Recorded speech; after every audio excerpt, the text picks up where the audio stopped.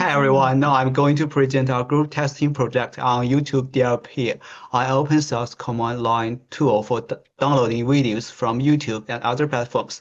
We chose the project because it's actively maintained, written in Python, and widely used. Our goal was to test its functionality, stability, and user experience. For testing strategy, we applied a hybrid testing strategy: white box testing to check internal logic and source code, black box testing to simulate user behavior, and gray box testing for integrate between models. For example, we use Python's unit test to test internal file like the test YouTube signature.py, which ensures the video signature 全来了，谁查单词儿漏舌了，兄弟？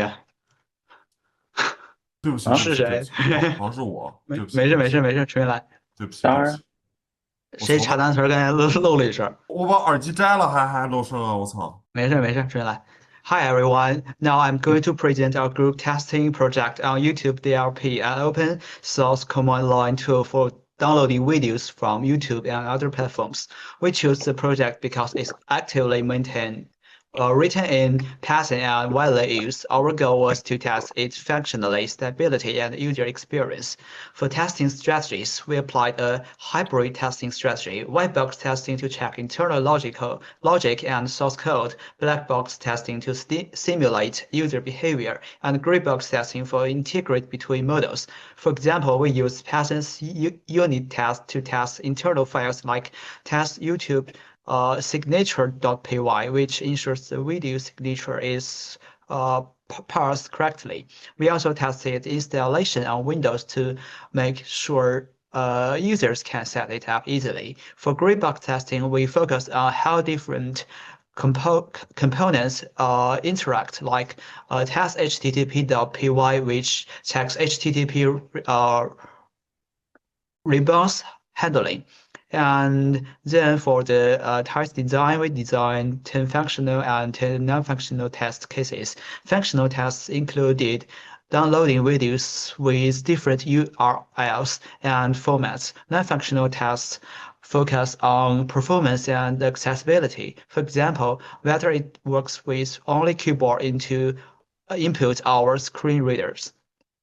One specific task we created was test empty cookie load. It checks that the cookie is empty before use, which prevents potential secure issues. Some tests were automated, others were manual, especially those related to usability and installation. Through the test, we should learn that this project helps us understand how to test real-world open source tools. We learn how to apply different testing techniques and focus on high-risk areas. Most importantly, we saw how tests adds value by improving software quality and user trust. And then it's environment and test tools. Hello everyone, I will talk about the testing environment and tools we used in our project, and also a quick overview of the existing tests. First is the environment. We used a laptop with Intel 7 processor, 60 grams of RAM, and 512 GB SSD. That's basically the normal thing we use as a developer. And our main system was Windows 11, but we also tested some features using other systems. In that way, we can check the cross-platform compatibility.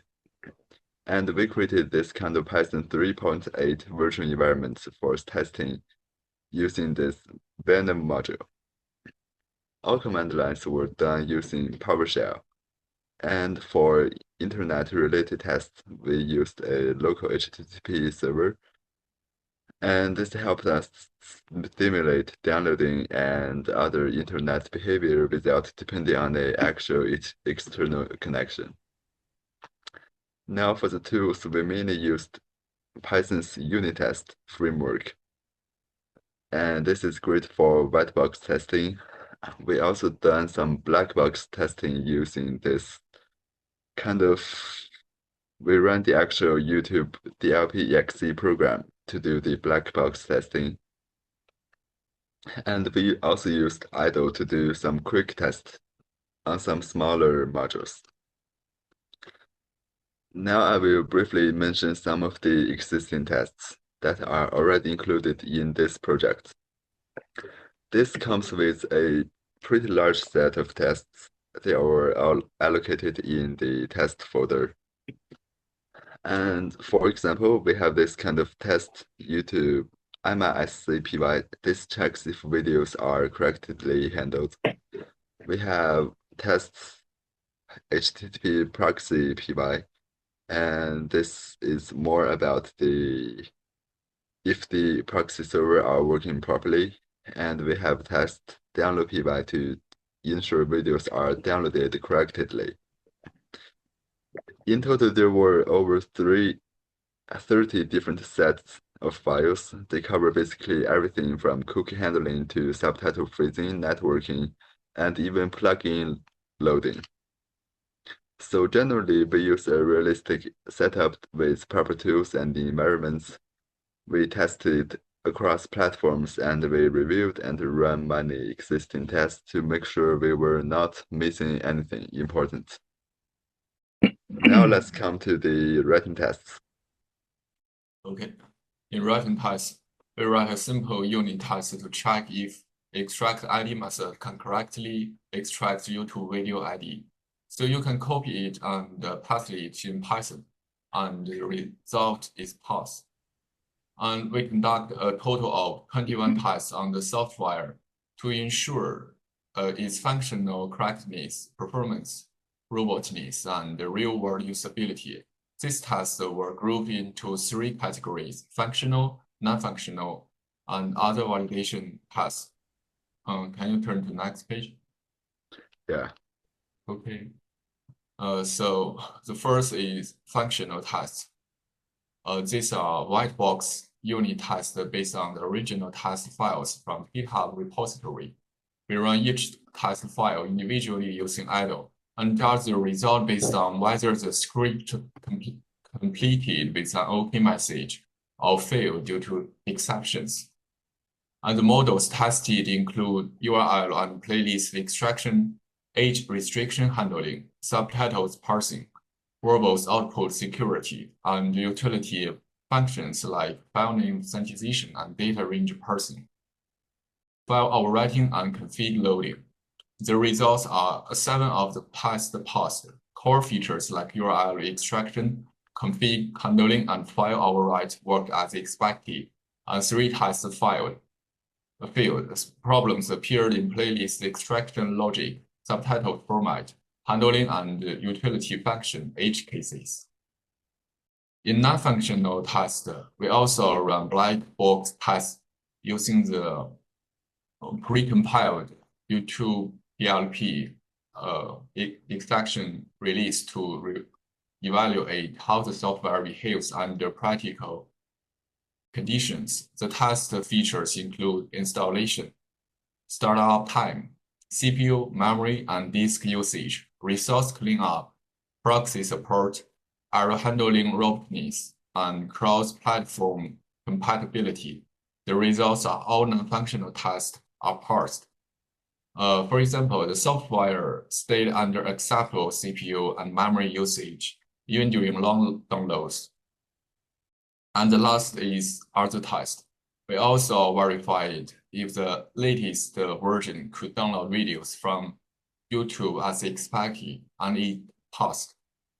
So functionally, most core features are stable, so a few edge case tests failed and may require fix. Non-functionally, the toy is lightweight, efficient, and robust in real usage. Overall, the software performs reliably and is ready for daily use. So next, my friend will talk about bug and risk report. Yeah, about the bug report, we formed the 3 main issues during the testings. The first bug is about the playlist extraction in the functional test 2. And the problem is about it failed to handle empty tails in the flat models. It affect users to a charming channels with no upload. The second bug is about the cross-platform path in the functional test 5. It is about the inconsistent field name initialization across the Windows and Linux. So it make the mirror, but could frustrate users with specific characters in path. And the third bug is about the subtitle parsing in the functional test 8. It is failed to parse the certain format, and it limits the accessibility for users relying on subtitle. So about the risk report, the core functionality is stable and production ready, but the edge case need fixed before full release. And the non-functional test all passed, but scannability under high load remain untested. So we suggest for the software, we suggest is fixed playlist and subtitle handling, and ensure the constant path handling across the OS. Add the auto retry for unstable connections. And our suggestions for the testing is about simulate the real world scenarios and conduct the load testing more than 100 concurrent users and improve the accessibility testings like the screen readers, keyboard navigation. In conclusion, the YouTube DLP is a mature and effective tool.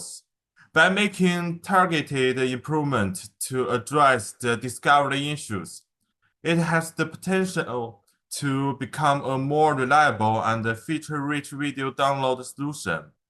And our project shows the importance of the software testing in software development and maintenance. That's all. Thank you.